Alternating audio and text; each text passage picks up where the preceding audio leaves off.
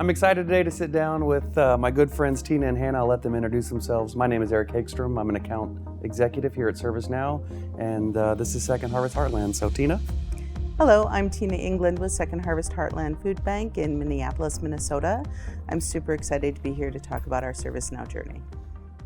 And I'm Hannah Cassidy. I am a principal consultant at Exceller. We're a Boston-based consulting company and an elite partner of ServiceNow, and we are the implementation partner for Second Harvest Heartland. Awesome. First and foremost, y'all, thank you so much. I know you put a lot of time and effort into this story, so I'm excited that we get an opportunity to sit down and talk about it together. Hannah, you have been a game changer for these folks. We'll give you a chance to kind of talk through some of that as well. But Tina, if you don't mind, kind of give us a level set. What does Second Harvest Heartland do? Maybe a little bit more about how the food bank works in the ecosystem there in Minneapolis. And then we can talk a little bit more about how ServiceNow is helping y'all's mission move forward. Absolutely. So Second Harvest Heartland is a large food bank, the 5th largest in the nation. And we provide food and program support to food insecure Minnesotans. We cover 41 counties in Minnesota, and our pain points have been really significant. But coming into this, we were looking at 7.5 million food shelf visits in Minnesota, and that's too many. And we're looking at how can we help people not only access food like at a food shelf, but how can we help them access other programs that are available to help get them more self-sustaining and less reliant on us having to deliver product and more involved in purchasing their own support through programs like SNAP or food stamps. Great. Hannah, I know when they came to you, Jen Grace is not here. She's off camera watching very intently. They were struggling with their ServiceNow implementation. Enter your organization. You took something that was floundering at best, and brought it to kind of the future. So tell us a little bit more about what you all saw and what you were able to do. Well, I think that Jen, who is in fact off camera, was so instrumental in this. Second Harvest has been a ServiceNow client for quite some time. They started in ITSM, they went to CSM, they went to CSM Pro, and then they said, we've got a vision. We would like to set up a service center. We want to have a contact center. We don't want to call it a call center because it's not just about calls. It's about really having contact with the people to be able to get the needs out to the people that need it most. But they were a very siloed organization. So we attacked this one case type at a time. And as we started standing this up with the service center, we said, wait a second. We actually think that there's a better ServiceNow product for you. And that's when we introduced the concept of PSDS, because you walk like an agency, you talk like an agency. Let's capture that information with tables that are already built specifically for an agency type of organization, as opposed to configuring those in CSM Pro. And because of phenomenal response from ServiceNow, we were able to get it to the price point that a not-for-profit could embrace and then go from there. And so now this is just, we've now taken on 3 different case types, and we'll continue doing that, lowering those silos within the organization so that your folks, your neighbors, can actually get the right product, the right service when they need it. And it may be multiple services. So we're very excited to be part of this journey. So that's changed how y'all are delivering for these neighbors, to Hannah's point. Tell us a little bit more about kind of before and after, if you don't mind, Tina. Absolutely. So pre-2020, we were using individual cell phones, email addresses. There were 5 of us doing work out in the community in Minnesota.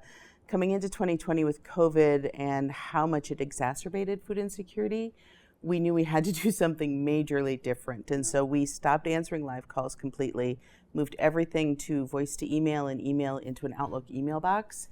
And 2 of us as supervisors were managing who made those calls, how long it was taking us to call people back was absolutely unacceptable. So we were looking for a software solution instead of getting out of spreadsheets, getting out of individual paper notebooks that everybody was using, which is crazy.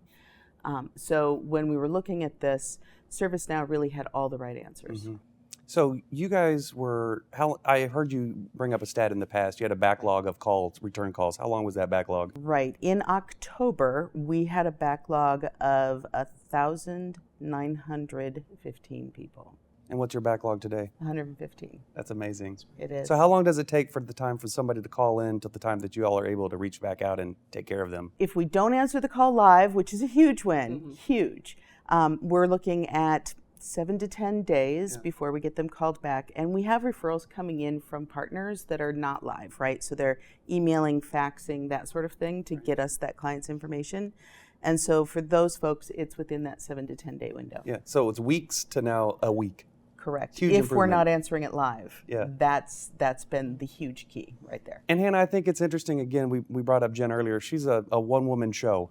And so I think it's so important for people to recognize that she needed help, and that's where y'all were really to step in.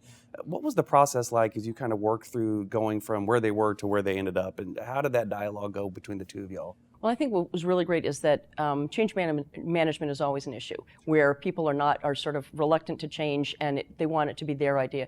Jen and company were able to say, okay, wait a second, we don't want to be on Excel spreadsheets anymore. We really actually want to answer that phone call live.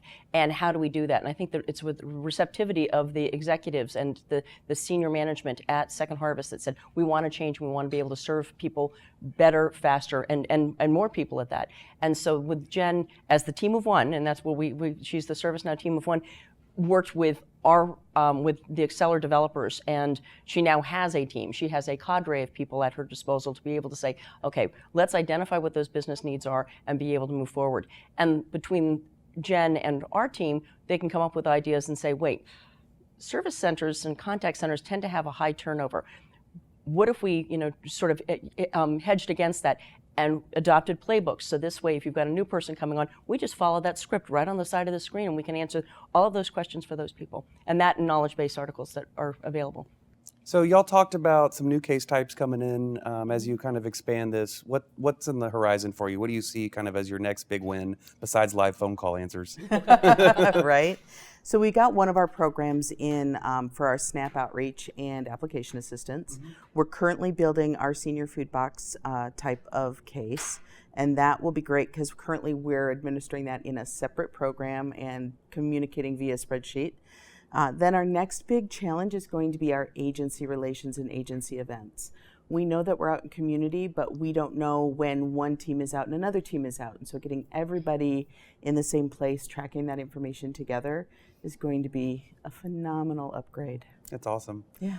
So if I was another agency and I was looking for a similar change, Hannah, Tina, either one of you, what would you give them as a recommendation? How should they investigate their own internal processes, and then how would they want to look at maybe ServiceNow being able to help them going forward? Great question. And I think the best part about this is because it's a food bank, it's not just a food bank, it could be any sort of services that you're looking to get together. Because Second Harvest has a plethora of services that they can offer. We just need to break those silos down. So you call once, we determine eligibility, and then are able to say, oh, wait, no, this might not be the right one, but something else might be. This can go into government agencies to be able to say, oh, you're looking for, whether it's a SNAP benefit, whether you're looking for housing, whether you're looking for something else. Again, breaking down those silos. But also for other food banks around the country to say, we've already invented the wheel. Don't reinvent it. And it's not competition, it's collaboration, and we can share what we've learned here, and it'll be that much a lower barrier to entry for other organizations. And it doesn't have to just be the program side either. I think it makes a lot of sense to also keep in mind that your delivery drivers and other people who are out in the field for your organization should also have that piece of communication back and forth. So you guys have created a bunch of visibility. Mm-hmm. You've accelerated the time that you're able to help your neighbors. You've created a strategic partnership with Exceller and Second Harvest Heartland. I mean, it seems like a win-win-win all the way around for y'all. It has absolutely been phenomenal. Cool. Well, and the best is yet to come. Yeah. Yes. Well, thanks for sitting down with us, telling the story. I would like to close with one shameless plug for y'all. For everybody in the community that thinks that they have an opportunity to help Second Harvest Heartland, it's very easy to go to your website, to donate, yes, to do a food drive, to volunteer, to participate. Yes. As you said, I think a stat that you also shared yesterday was insane and unfortunate, that the number of visits that you've had to shelves has continued to grow despite, yes, the fact that we're kind of returning to whatever a normal may be. So you need continued help, right? We do. We need continued support. Our communities need it. The best way to get involved and to help is to really know who's providing food insecure support in your communities, to go out and support your local food shelves, Feeding America, Second Harvest Heartland, another regional food bank. That could be volunteering on site. That could be a financial donation. That could be spreading the word. Anybody can help address food insecurity in their communities. Thank you, Tina. Thank you, Hannah. Thanks so much for watching.